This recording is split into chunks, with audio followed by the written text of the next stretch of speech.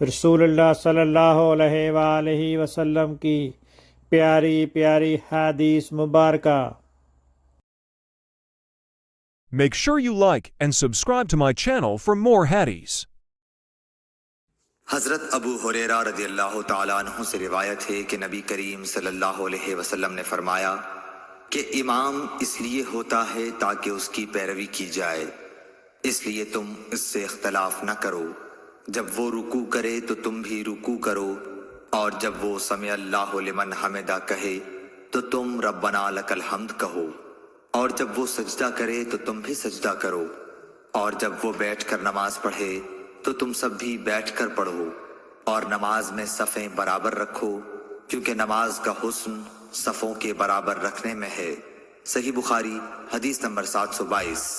اللہ تعالیٰ اس کے چہرے کو روشن کرے جو حدیث مبارکہ سن کر آگے پہنچائے۔